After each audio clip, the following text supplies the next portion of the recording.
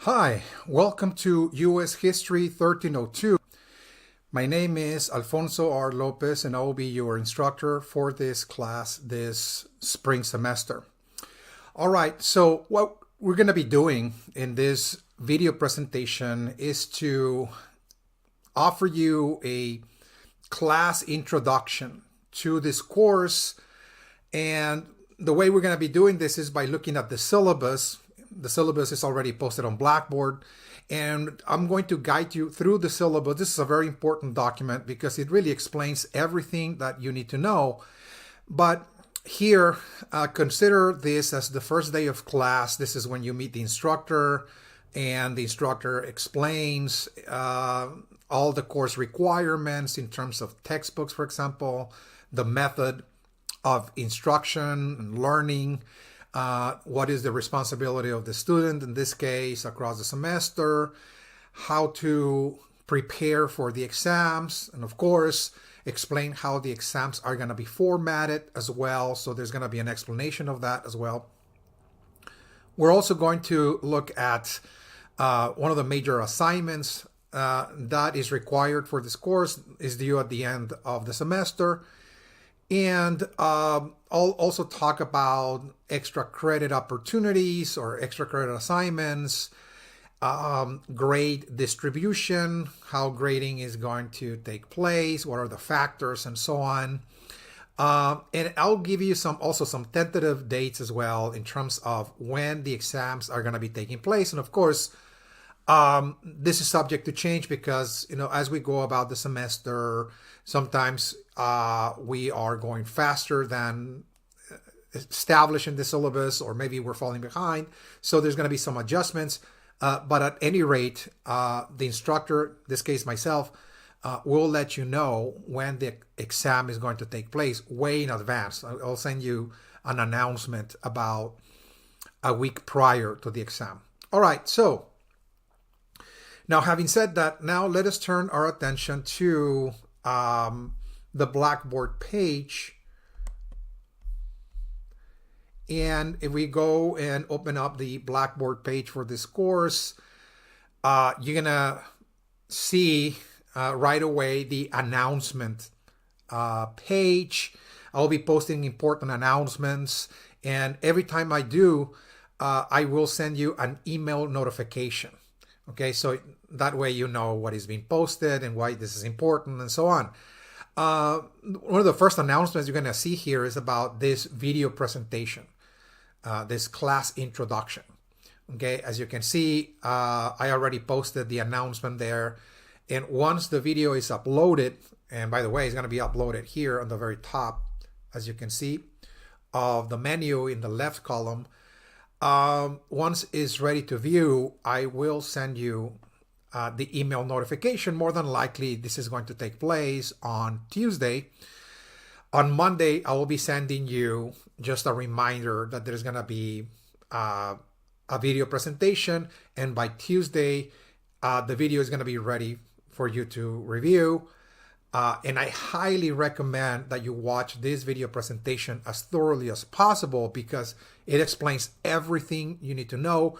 And it also explains how to navigate this course on Blackboard. Well, to identify the major links, where you can find the major assignments and instructions, where are you supposed to submit the work and the like. So again, this video presentation is just an important and critical guide for navigating the course and also for preparing for this course as well, how to actually excel, not only pass this course, but excel as well. Okay, so there's going to be a link. The second link, as you can see in this column, is called syllabus. And this is where, again, I posted the syllabus. And I made sure to post the entire document for you to just read it immediately. I mean, you don't have to open any link or any document and etc. I mean, you just read it out of the screen. And it is easily accessible. And once again, it really explains everything you need to know. So let's start from the very top. This class is U.S. History 1302. Now I'm teaching 3 sections of U.S. History 1302, and they're identical. Okay, so if you're enrolled in section 107, in section 111, or 141, it's the same course. Okay, it's exactly the same course. So I'm just recording one video for those 3 sections. Okay. This is the spring 2025. And once again, my name is Alfonso R. Lopez. And the fastest and easiest way to reach me is via email. I'm checking my email several times a day, and it's listed there, as you can see.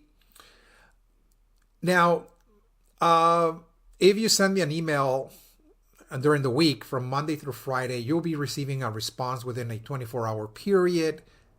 In the weekends, it all depends, but in the weekends, I might take 48 hours. So if you send an email, let's say Saturday morning, for sure you will be receiving a response by Monday morning. Okay.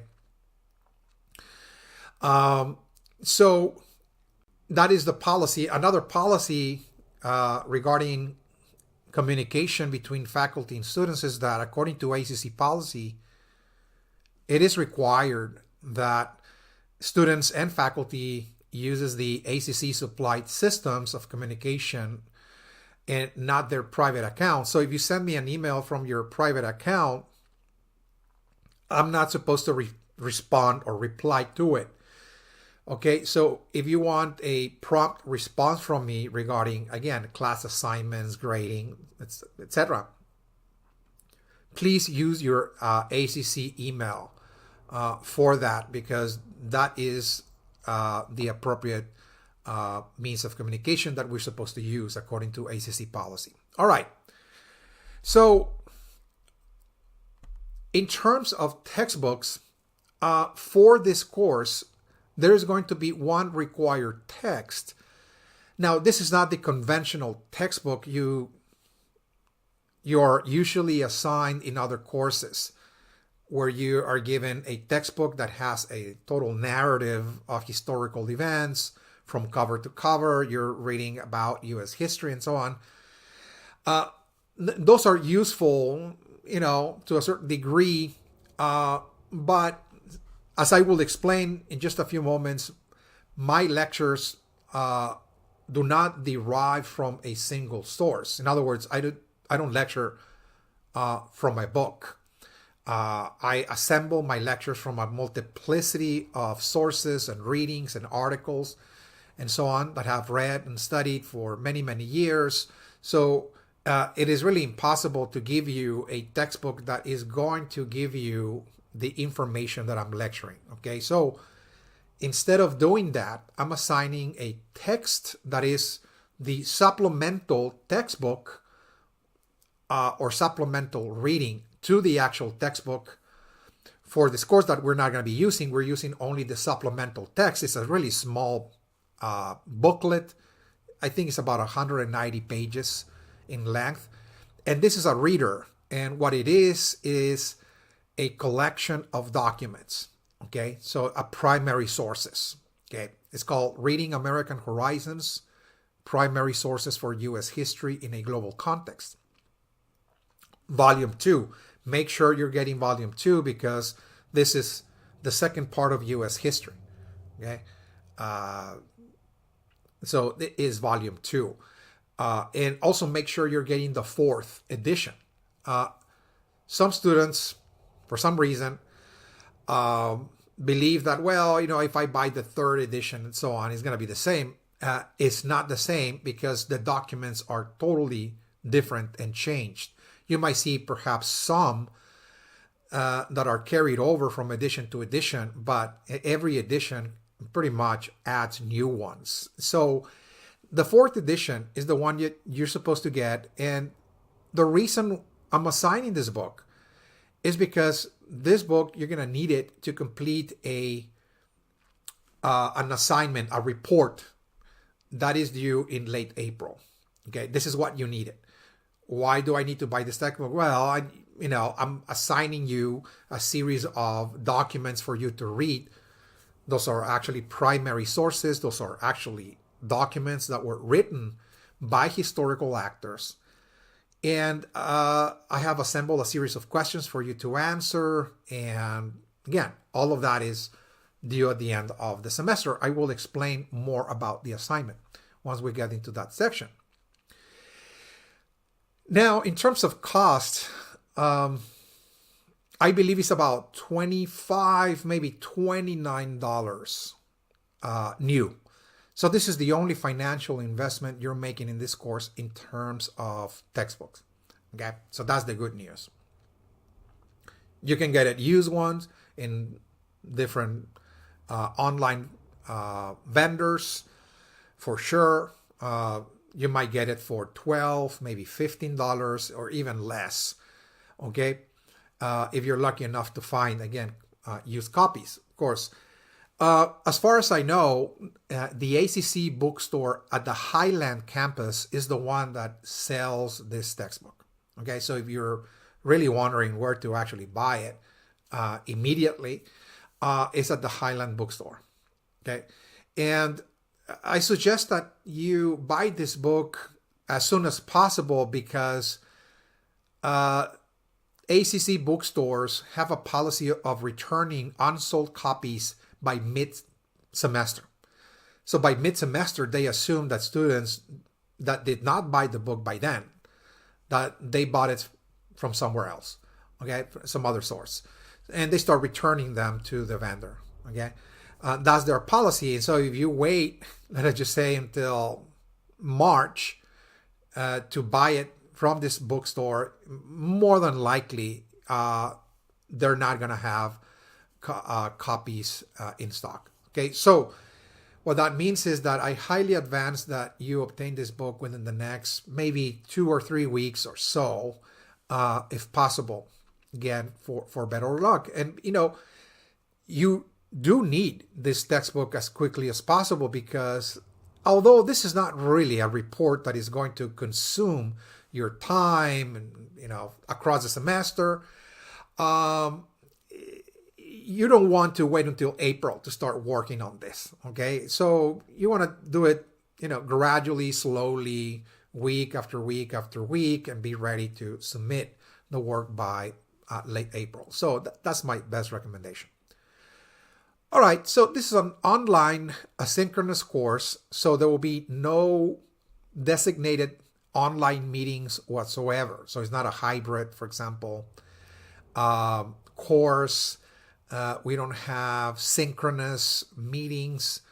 So this is really a very convenient format for students who have multiple duties and responsibilities and work and family and such, and that cannot be really attending a fixed schedule, either online or in person. So again, it's very flexible in that regard, but it is also a course that is going to demand that you spend some time every week to review the material, of course. The expectation is that you keep a certain pace, that every week you review the lectures that are meant for that week. And for that, I will be notifying you week by week. I will be sending you notifications. Those are just emails you'll be receiving from me saying, oh, this week we're supposed to be, watching these lectures and so on. Again, it is up to you when to schedule the review of those lectures and so on, to find the time, so on. Again, you can tailor your own schedule, but you don't want to procrastinate and accumulate, let us just say, lectures week after week, and then by the time the exam comes up, trying to review everything all at once. Okay. All right. Now, in terms of the course description, this is the section where I explain students what we're going to review in this course, what we're going to cover, in other words, the course content.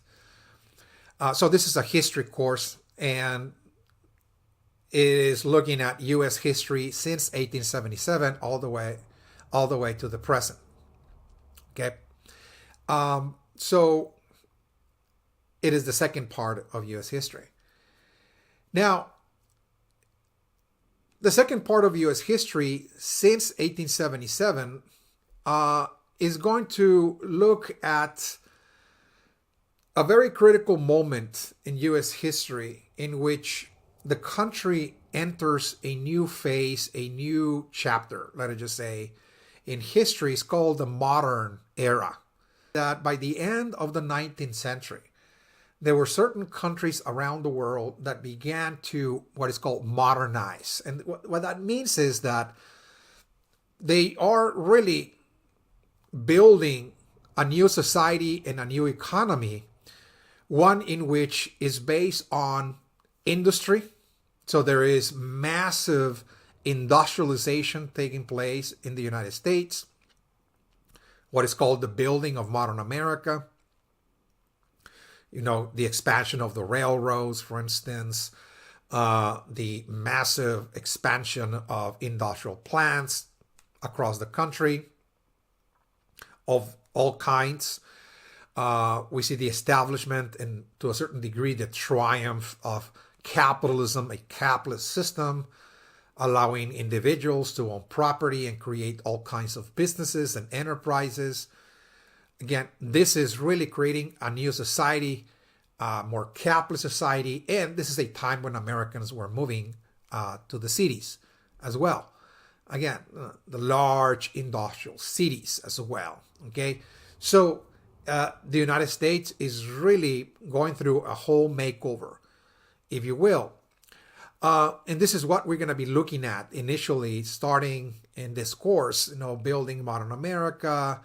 We see the advent of a new science, modern technology, that was really creating a high-tech civilization with all the technological inventions that gave us the modern world, like telegraphs, telecommunications, like telephones, for instance, electricity, chemistry, and so on. There's a host of different inventions that came about in the late 19th century that really paved the way for the world that we live in today.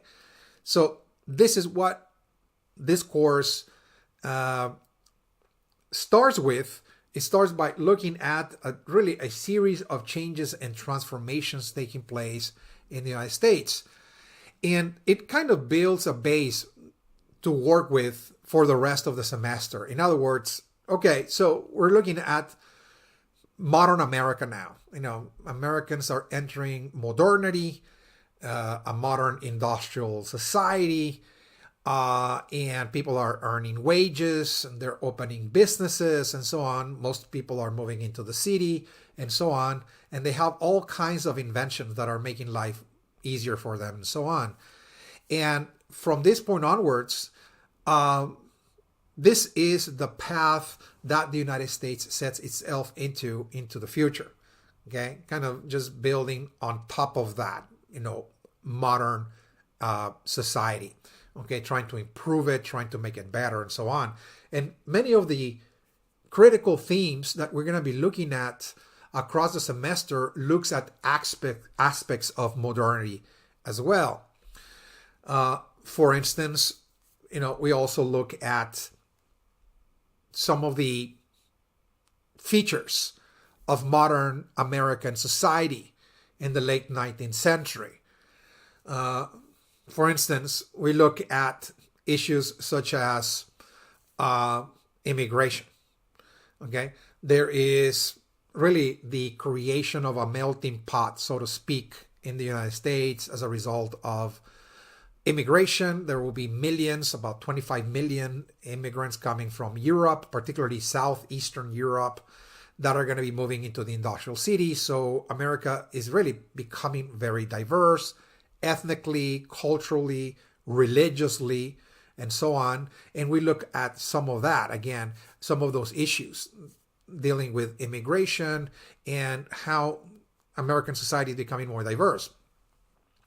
We look at how people live also in the cities as well, how they created their communities and so on, how immigrants endeavor to survive in this new country and assimilate and the like. Again, we look at that. We also look at how Americans that came from very traditional backgrounds, like farmers, for example, that were moving into the cities, how they also went through a process of transformation and change. Moving from the countryside into an industrial city was not an easy process. And we see that process taking place in the American South, for instance, and in the American West. We see the transformation of those regions that were really traditional, like the American South, in which most people live in the countryside, and how people were transitioning into, again, city life and the like. And of course, the transformation of the American West from the so-called Wild West into a new West that is more populated and is more developed economically. And of course, the attempt to assimilate the Native American, populations living in the so-called Wild West into the American way of life by bringing them into reservations and the like. Again, we examine all those issues. We also look at how Americans in the late 19th and early 20th centuries were trying to a certain degree, export their ideas about modernity into the outside world. Okay, this is the time when Americans were moving out into the outside. American investors, merchants, for instance, pioneers, religious missionaries were trying to export, if you will, the American model, trying to modernize, if you will, traditional societies, for example, in Latin America, in the Caribbean. Some of them were moving into places like Africa, others moving into places like Asia, China, Japan, and the like. And there's going to be like a certain impetus in the United States to really spread, if you will, American ideals like democracy and liberty and prosperity, modernity, etc. Again, we see that this is the first step in which the United States is beginning to move into the outside, slowly but surely. We look at that as well. When we move into the 20th century, we continue looking at modernity. There are some critical issues that we're going to be looking at in the 20th century, such as, for instance, some of the problems that modernity created inside of the United States. Okay, so it was not just, a utopia or a utopian society that was on the rise, in which, people are now, really trying to make money in this capitalist system and everybody's doing well and thriving and so on. That was the idea. And then everybody really wanted to so-called make it in the United States, of course. But modernity also brought a series of issues, okay, that affected different sectors of American society and left them out, if you will, from the game, so to speak. And what we're talking about is, for instance, the problem that many people faced inside of industry, particularly the working class. Again, laborers, workers working long hours with very little pay inside of industries of different kinds in the United States, really did not see a lot of progress personally working in those industries. Okay, and as a result, they began to kind of organize, if you will. They created a kind of labor movement of sorts in the United States to kind of correct some of the problems inside of the economy, inside of the industries that were denying them, a decent wage with, an 8-hour working day, for instance.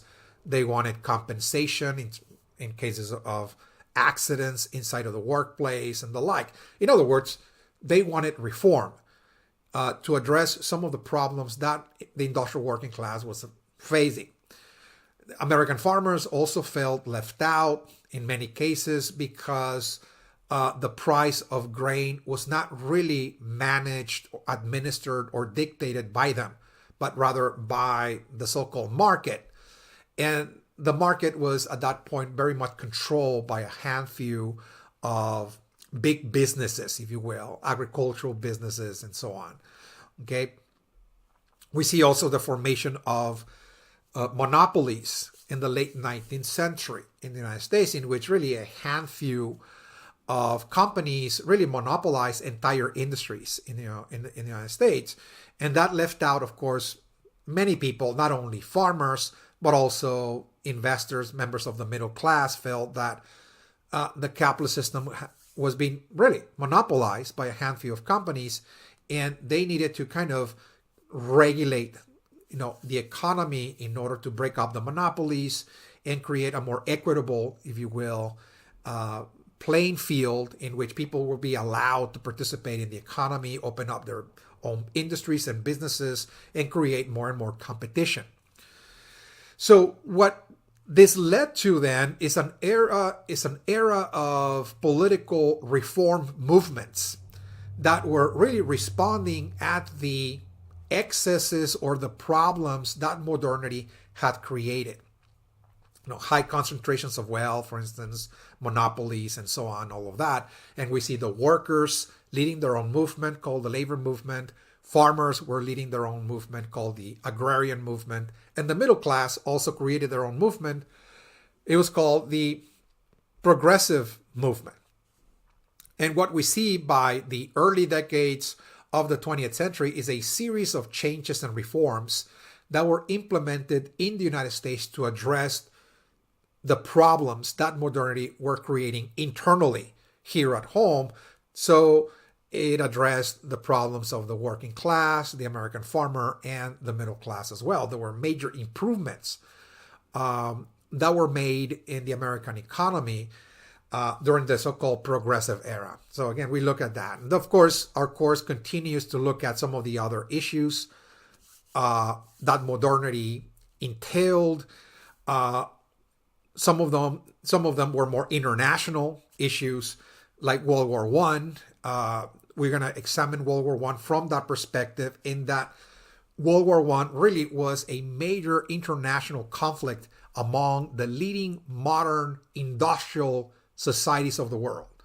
In other words, the nations that were achieving or had achieved modernization, that had industrial bases and industrial economies, and of course, industrial armies, were now in this global contest, if you will, for resources and markets. Okay, they were trying to strip each other from colonies that they possessed in different parts of the world in order to access vital resources, natural resources for their own industries, and of course, vital markets as well. So World War I will be examined in that way as well. And then another issue dealing with modernity that we're going to be looking at here in this course will be, of course, the Great Depression. The great crash of 1929 was the great crash of the capitalist system on an international scale. So again, capitalism crashed in 1929. And that brought up about a 10-year period of acute and very intense economic turmoil here at home, but also overseas. Of course, we're not going to be paying so much attention during the Great Depression to what happened overseas, but rather is going to be really a more focused presentation looking at domestic, if you will, issues. How the United States was attempting to get out of the Great Depression. We're going to get to see the New Deal, Franklin Roosevelt, again, the President of the United States that came in 1933, came in to introduce a series of changes and reforms in the American economy in order to recover the economy on one hand, but also to reform it as well, kind of trying to create a more hybrid, if you will, economic system. To preserve capitalism, it was necessary for the state to intervene in the economy and create what is called a welfare state as well, to address some of the problems that the economy, capitalism, had created in the past, like unemployment, for instance, recessions, lack of unemployment assistance, for instance, and so on. All of those issues, the state was going to guarantee, if you will, under the New Deal, in order to save capitalism, in other words. Okay. Then the latter part of the course, as we move across the semester, the last part is going to look at other issues of modernity, and that is, again, World War II. World War II is nothing other than round two, if you will, of the same critical issues that led to World War I, and that is intense competition among the leading industrial powers of the world, once again competing for hegemony, if you will, over vital strategic regions of the world. Okay, there is a reconfiguration, if you will, of the different alliances system in World War II, and what we see is yet another struggle of the imperial powers of the world in trying to kind of determine who was going to be dominant, if you will, in different areas of the world, and that led to a more acute, intense battle, again, for hegemony in the Second World War. And most of the empires that had really dominated the global order, if you will, for centuries, most of those empires collapsed as a result of the Second World War. The First and Second World War really shattered most of the dominant traditional empires in Europe, like France and the British Empire. They came crumbling after the Second World War. The German Empire as well, so on. And so what remained instead at the end of the Second World War is two dominant powers that kind of remain standing, if you will. The strong powers, if you will, that remained standing was the United States on one hand and the Soviet Union. And of course, those two world superpowers entered into a new phase in global history that dominated pretty much the second half of the 20th century, and that was called the Cold War. Okay, it was a Cold War in which the two world superpowers were trying to spread their model around the world in terms of the system that they operated under, and trying to convince nations around the world that this was really the best of all possible systems to achieve modernity. How do we achieve modernity? How do we modernize a society? How do we industrialize a society, in other words, in a way that we create happiness for all people? The United States was advocating for a capitalist economy, kind of allowing people to own property and open up businesses and pursue their own interests, and kind of be governed by kind of democratic system, if you will. And the Soviet Union was advocating for a communist, classless society in which people will not be allowed to own property, in this case, and be governed by a one-party state. Again, so that created a competition. It was more ideological. That's why this was called a Cold War. Although there were conflicts around the world, of course, in which people were struggling, particularly in the global south, in the third world, again, countries that were achieving independence, countries that were moving away from colonial status into nationhood, saw a lot of hot war, if you will, conflicts in which capitalist factions were battling the communist factions to determine who was going to be in control of the state. Again, this is something that we're going to see, of course, different Cold War scenarios, different areas of the world in which there was conflict. We're going to examine here in this course. And at the end, our course is going to look at another issue dealing also with modernity, and that is the counterculture movement and the civil rights movement. Okay, eventually in the United States, there's going to be in the 1950s and 60s, to a certain degree the 70s, a movement that called for a new society, a new egalitarian society based on equal rights, equal rights before the law, equal protection before the law as well. Okay, the movement towards equality, if you will. So we see the struggle of the African American community, Mexican Americans, women, for instance, and how people were really challenging as well during this time the notions of modernity. this is the notions of, well, we need to simply just follow our selfish interest, to pursue those interests in terms of, having money and status and so on, and be consumers and the like. There's going to be a generation that kind of rejected all of that, and they were trying to create, again, a more communitarian, if you will, types of society. Again, we're going to be looking at that at the end of the semester. Again, all of those issues are going to be assessed in great depth in this course. And I just kind of, in maybe half an hour, kind of describe to you what we're going to be looking at. And again,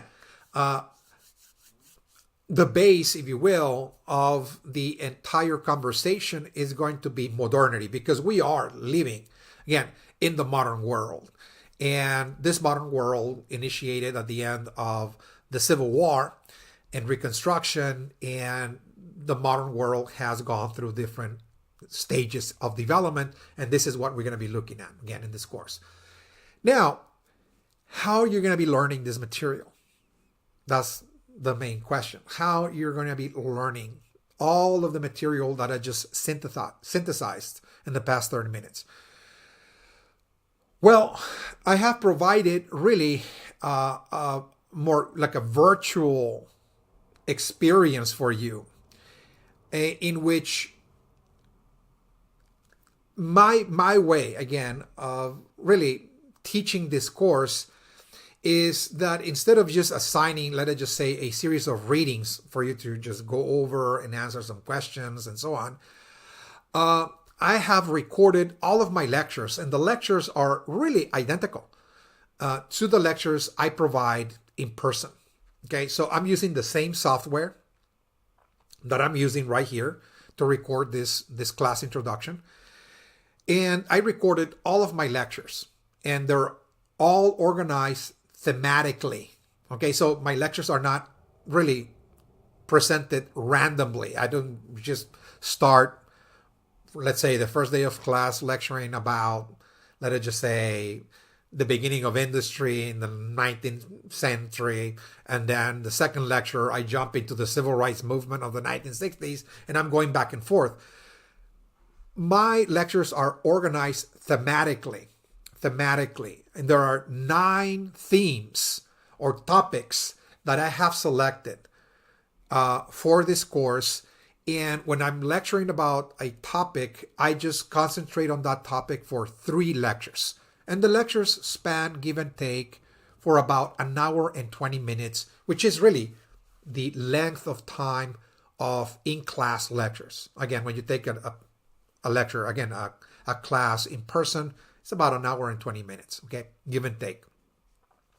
So every topic spans for 3 lectures, and I'm using outlines, and the outlines have pictures, you have bullet points, and so on, graphs, and so on, and there's a train of thought, and your responsibility is to watch the lecture and take notes as thoroughly as possible, as if you were in class. You don't have to be writing this, word by word. But just if you're seeing something on the screen as I'm lecturing, that's important. There's a key concept, there's a key word, and so on. And I'm I'm elaborating on that. Okay, so this is important. I must actually capture, what this means, and so on. So those are listed right there, the 9 topics, as you can see. I just explained them a few moments ago. And where are you going to find those? If you can see here where it says course content, there's a link titled instructional materials. You click on it. Okay, so when you click on instructional materials, you're going to see 2 folders. One folder, you're going to find the actual lectures. And the second folder below, you find the outlines. Okay, at the end of each outline, I present study questions. Those questions are for studying purposes only. In other words, what you will see is that at the end of the lecture outline, at the very end of the document, I'm presenting like 4 questions. And those questions are for you to know exactly what to study for in this topic that we just concluded, so you prepare for the exam, in other words. Okay, so those are the exact questions that will appear on the exam, by the way. So when you click on recorded video lectures, you will find 9 folders. Those are the 9 topics. 9 topics. Okay, so just for example, you click on the first folder, and as I said, you will see 3 video lectures, 3 links that take you to the video lecture. That span for about an hour and 20 minutes, give and take. Okay, so this is the order that you're supposed to be watching the lectures. In other words, look, and I will be letting you know week by week which lecture you're supposed to be watching each week. Okay, and the way I have organized my lectures is that we're watching 2 lectures per week. 2 lectures per week. It's the same thing as taking a class in person and you're driving to campus twice a week. It's the same thing, but here you can tailor your own schedule. As long as you're watching those 2 lectures per week, it doesn't matter if you're doing it in one day. Doesn't matter. Again, as long as you're keeping, again, a certain rhythm and pace and you're not falling behind, everything is going perfect. Okay? Okay, so this is the way we're going to be proceeding. Again, I will be notifying you where we are, and we're going in that order. Once we conclude the first topic, the first folder, we move into the second folder, and so on. I will be letting you know anyways where we are every week, each week during the semester. Okay? Okay, so let us go back to the syllabus so we can continue looking at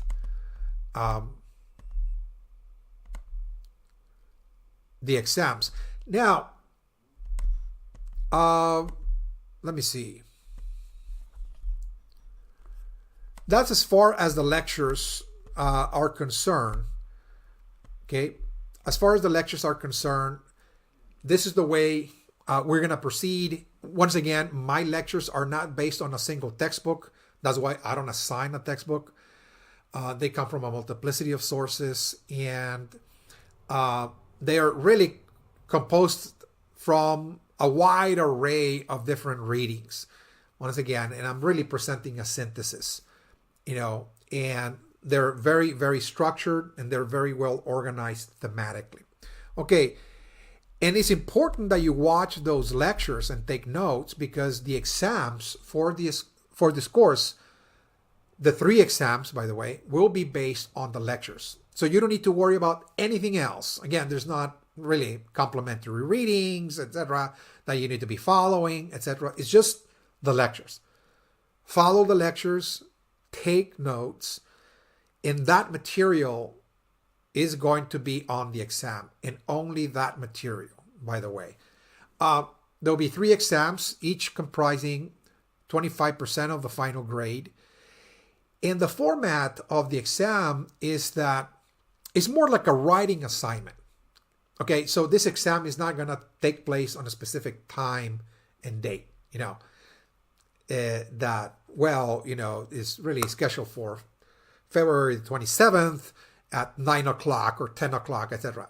No, it's due on the 27th of February, but you have from now until then to watch all of the videos for the 3 topics, the first 3 topics. And then what I've done is that I created an exam in which you answer questions in part 1. You answer the questions of 1 topic.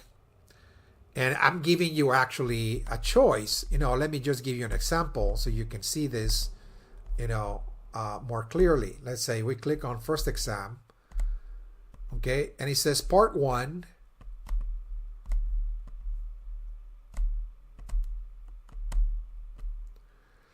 The topic section, it says choose 1 topic from a set of 2 and answer all the questions of that 1 topic. And that is, you either choose topic number 2 or topic number 3. Just choose 1 topic.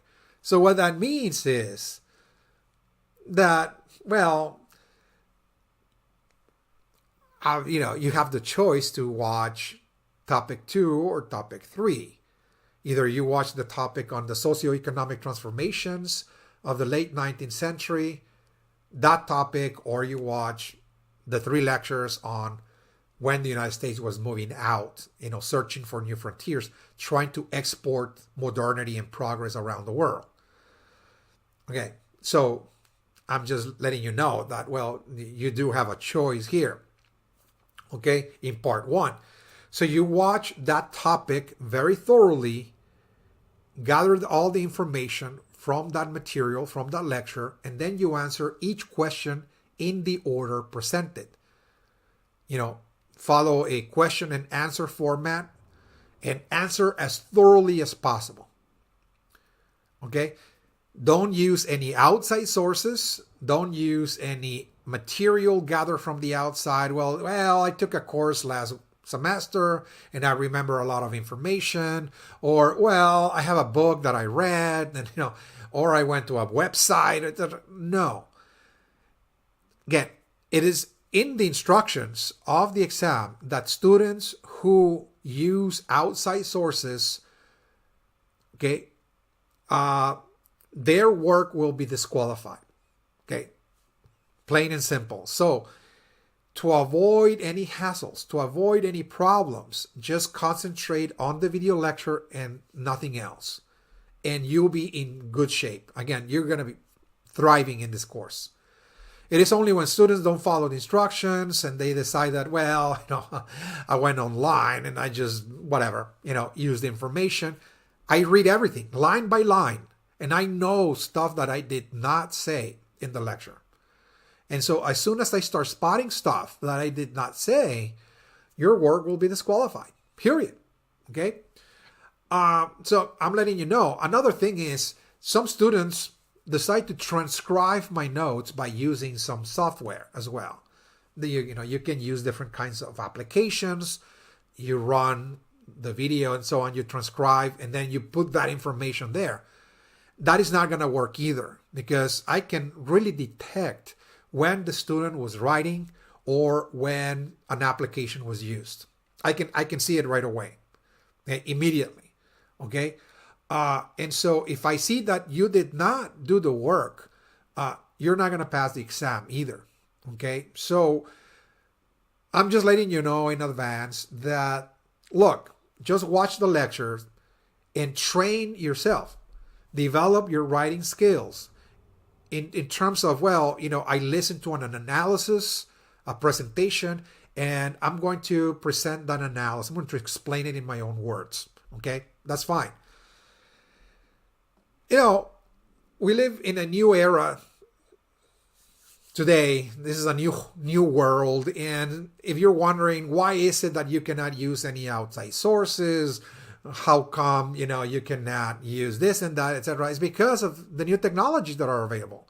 In today's day and age, we just don't know who's really doing the work. So if I see outside sources and information being placed there, I just don't know if you use, AI, etc. You copy pasted information, etc. So that's not really taking a course. If you're taking a course, it means that you are taking a course with a specialist on a field of knowledge, and he's bringing certain expertise, if you will, on this field, and you will receive this information for your own progress, for your own nourishment. Okay? This is to benefit you. In other words, the student, that you are supposed to grow intellectually, develop your critical thinking skills, be able to understand the world around you, be able to analyze it, and so on, that you're going to have the tools to understand it, or to come to grips with it, in other words, to make better decisions and the like. So again, try to go through the work, review the material. There's going to be plenty of insights and analysis presented to you that will help you really develop your analytical skills, and also your writing skills, that when you sit down and you look at a question and you're challenged to think analytically and critically. Again, it is a wonderful moment for you to start expanding those skills, in other words, okay?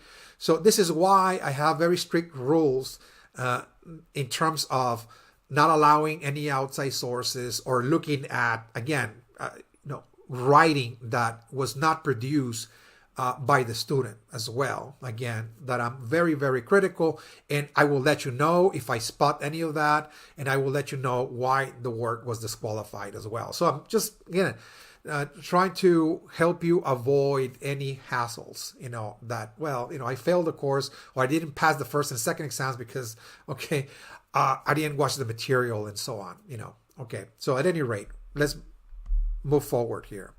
It says part 2 for 30 points.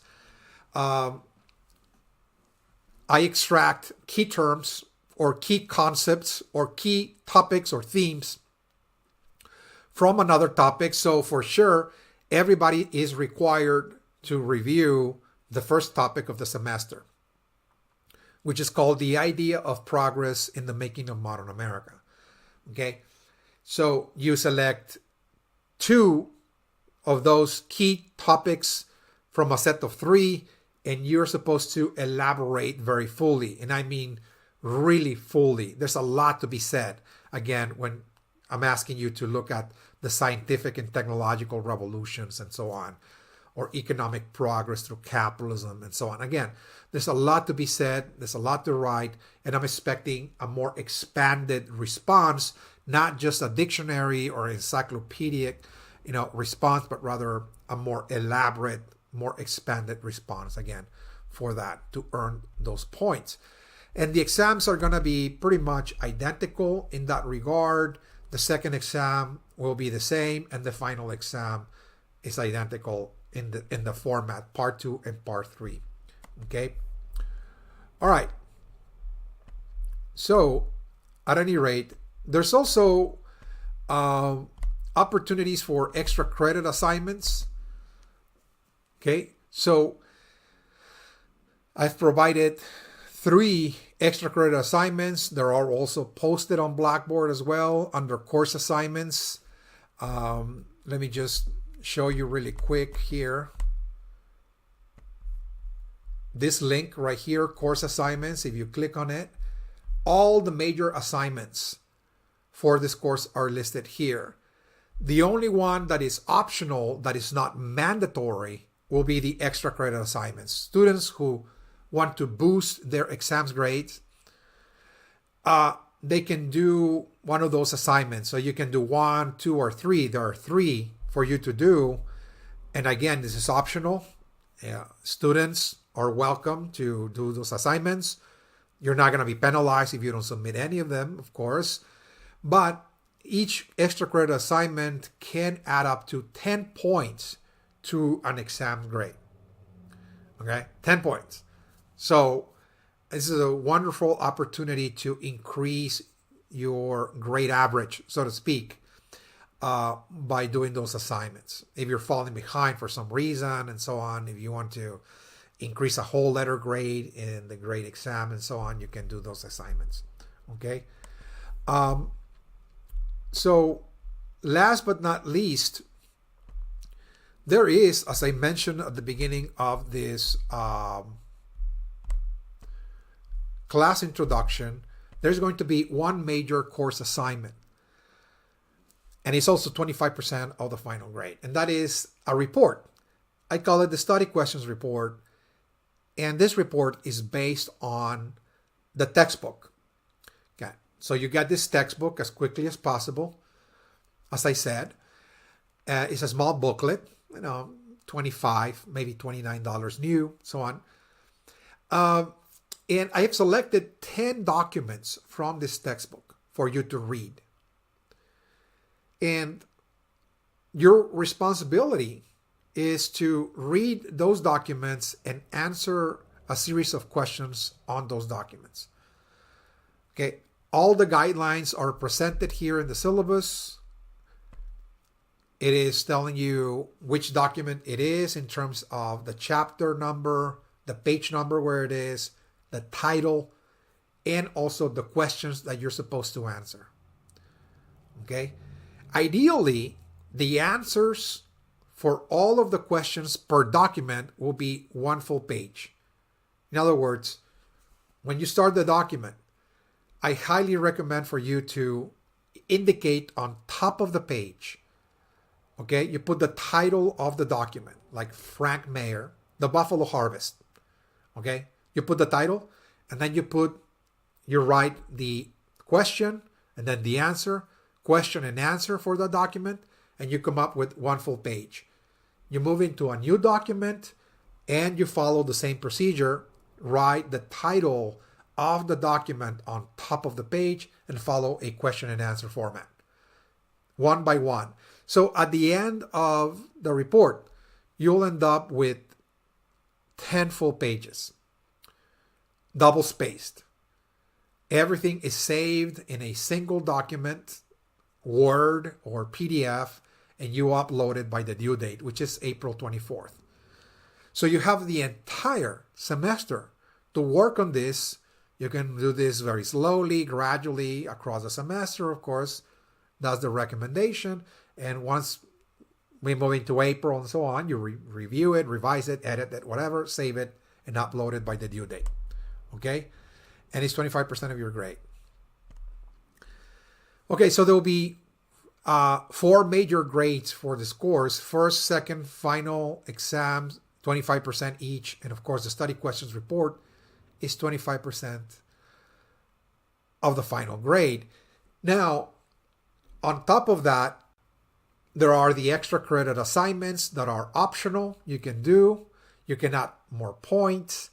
And on top of that, I also factor in, at the end of the semester, I factor in 2 more issues into the equation, and that is progress and effort. In other words, I look at the progress from first, second, and final exam. Are you moving up in the grade scale? 75, 84, 90. Okay, so that's progress. And then effort. Okay, so you submitted, let us just say 1 extra credit assignment, or 2, maybe. It all depends. But for some reason, you ended up with an 88.75. Well, I mean, if I saw progress, you were bettering, you were really struggling to improve and so on across the semester, and you submitted 1 extra credit assignment and the like, but you fell short about a point, maybe point and a quarter, if you will, from earning an A, I'll give you a final push based on progress and effort. So only when I see progress and effort will I be pushing the student into the following letter grade. Okay, so nothing is set in stone. There's plenty of room for improvement. Again, this class is very flexible in that regard. And I highly recommend that, you complete this course successfully. If you're having trouble, with the material, please let me know. If you are thinking about dropping this course because you're falling behind, please let me know. There probably can be some arrangement for providing perhaps an extension for you to complete certain work. There are some students that for some reason experience, some emergencies and the like, maybe related to jobs and family, etc. I understand. So please let me know and before you make the final decision to drop the course, okay? At the very end, again, of the syllabus, what we have is a tentative course schedule in which I tell you what we're going to be covering week by week, and then when the first exam is due. And remember, this is more like a writing assignment. You have about 5 weeks to be watching the videos and complete the exam to have it ready for submission by, let us just say, February the 27th. Okay, that Thursday, you upload it, and then we move into part 2, another 5 weeks. We continue looking at the other topics, 4th, 5th, and 6th topics, and then you submit the second exam by April the 10th, and then we look at the final 3 topics, 7th, 8th, and 9th, and then it tells you that you have to submit the study questions report on the 24th of April, and then the final exam on May 15th. Okay, so this is a tentative course schedule. If it changes for any reason, I will let you know. Okay, you will be notified. But up to this point, I have explained everything that is required for you to know in terms of the assignments and textbook and the like. Remember, the major links under course content is the instructional material. This is where you're going to find the lectures and the outlines. Okay, the course assignments, the link, it really tells you all the major assignments: first, second, final exams, the study questions report. In case you want extra credits, there's a folder at the very end. And where you're supposed to submit all this work is right here. It says submit work. You're going to find the links: first exam, second, final exam, study question report, and extra credit. Okay? So it's very, very simple and very simple to navigate as well. Okay? If you have any questions regarding this class, clarification in terms of the assignment or the exams and the like, or you want clarification on some aspects of the lecture, please let me know, and I will respond within a 24-hour period, Monday through Friday, 48 hours during the weekends. Okay, so this is all I have for you. I hope you really gain a lot of understanding and insights into how this class is going to be formatted and structured. What are your main responsibilities? Once again, is watching the lectures on a weekly basis and taking notes as if you were in class, and using that information to answer the questions of the exam and also the key terms as well. Remember, the exams are going to be based exclusively 100% on the material presented in the lectures and nothing else. So this is critical, and I repeat that because in previous semesters, this has been a recurring issue with some students, not all, but some students, for some reason think that, well, maybe I can just answer those questions by looking at other sources and I'll just pass the class.